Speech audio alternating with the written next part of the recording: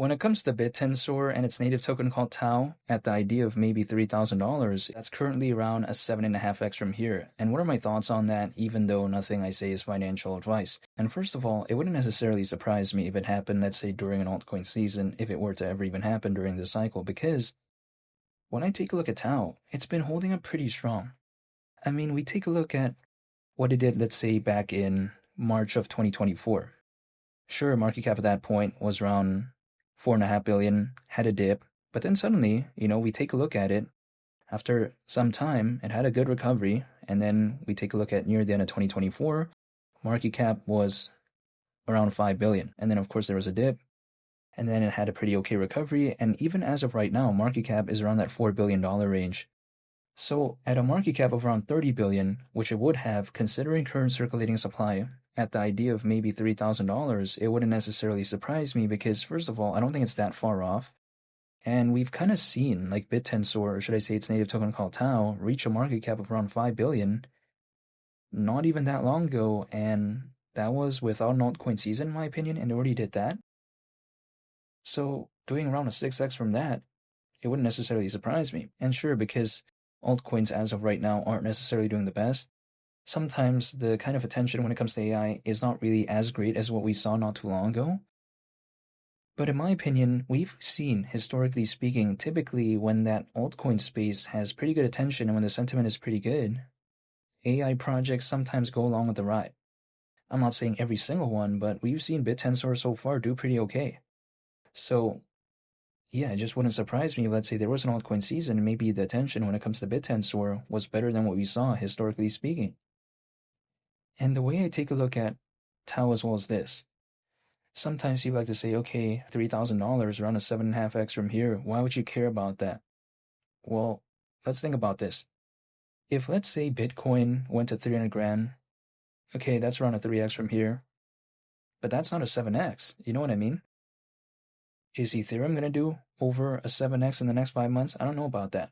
Like 10,000 maybe wouldn't necessarily surprise me, but over a 7x, who knows? But again, when it comes to TAO, it doesn't need such an outlandish market cap to do that. And sure, it's not going to be the best hypothetical upside out there of all time, and how can it? Around a 7.5x is clearly not going to be the best performing thing during an altcoin season if we do ever even see one during this cycle.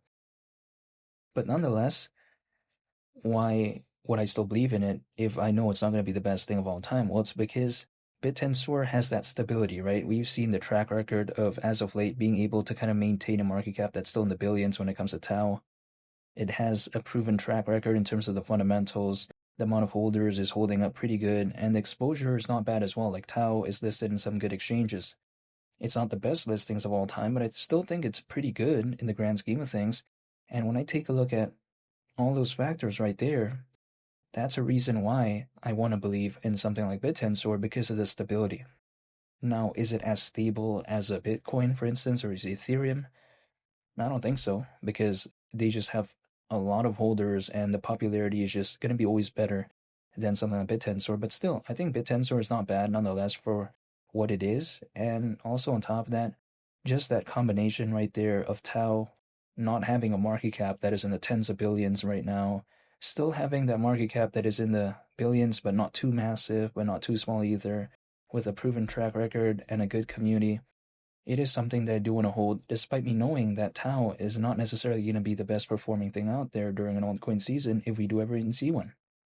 So that's why I'm still holding it nonetheless. Now, I am not just only holding TAO, by the way. I hold other projects too. I even hold meme coins, but I still want to use TAO as one of my foundational pieces. But yeah, that's just my point of view when it comes to this. Now, when it comes to Bittensor, if I were to explain the fundamentals, quite simply put, I would say that it's a project that is primarily focused on machine learning and as well as AI. Now, more specifically, a little bit, if we want to go into slightly more details, Bittensor is a decentralized blockchain network acting as a peer-to-peer ecosystem for creating, training, sharing, and trading AI and machine learning models. Now, also on top of that, it's a decentralized marketplace that brings together providers and consumers of machine learning algorithms and models. Now, sometimes when I say this, people like to say, oh, but that's not enough detail when it comes to Bittensor. Well, sure, I could probably make a very long video and just try to break down every single thing when it comes to Bittensor, but what's the point? If, let's say, for instance, I am trying to buy a vehicle, right? All I care about is it reliable and is it like a proven, like, let's say, track record type of model, right? That's all I care about. Do I care about how many lumens the headlights is? Do I care about what type of cabling they're using for the electricals or stuff like that? Probably not. You know what I mean? I'm not an automotive engineer. I'm just trying to acquire a vehicle. You know, it's not like something I have to think too deep about. It's just more so, is the car model reliable? Is it a good thing to use to commute? Sure.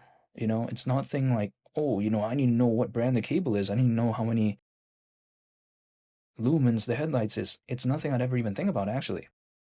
So unless I'm a developer, unless I'm some sort of individual trying to really kind of adopt Bittensor in an enterprise level or something like that, yes, understanding the small details does matter, but I think generally speaking, just kind of taking a look at Bittensor just to not overcomplicate things and kind of explaining it in that way, I would say, is a little bit more, I think, digestible in a way where it's not confusing. That's just my point of view. I just like the fundamentals. Quite simply put, I like machine learning, I like AI, so I believe in Bittensor. But yeah, that's just the way I take a look at it. Now, when it comes to the machine learning market, right, it is expected to be worth over $200 billion by 2029, according to Fortune Business Insights. So it's nothing necessarily that's going to be as, I think, groundbreaking or as famous as AI, but still it's not bad. The AI market, for instance, is expected to be worth nearly $2 trillion by 2030, according to Grandview Research.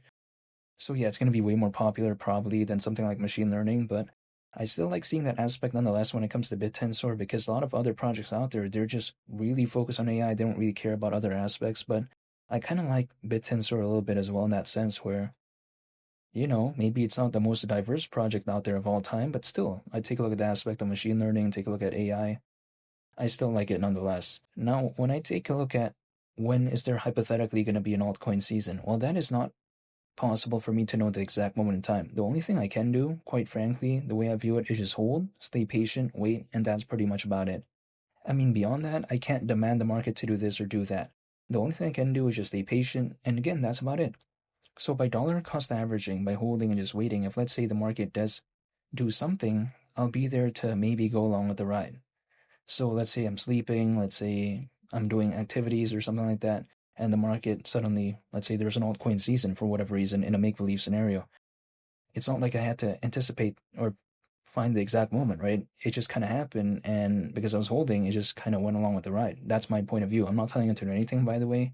Nothing I say is financial advice, but that's just my outlook when it comes to this. Even if I pulled up a price chart, I drew random triangle, I drew falling wedge pattern, literally the market's not going to care about that. Who cares what I have to do on a price chart? The market's not going to care. So again, I'd rather just take a look at the fundamentals, hold, and I just wait. And that's pretty much about it. Whenever there's going to be an altcoin season, if it ever even happens, that's not up to me. That's totally beyond me, actually. So I'm just going to stay patient, hold, wait, and that's pretty much about it. However, I am still a fan of Bittensor, and I haven't given up. And feel free to subscribe if you enjoyed this video. I want to say thank you for watching. I hope you all have a nice day. It's Mali the Captain, and I'll catch you all on the next one. I'm out. Peace. Bye.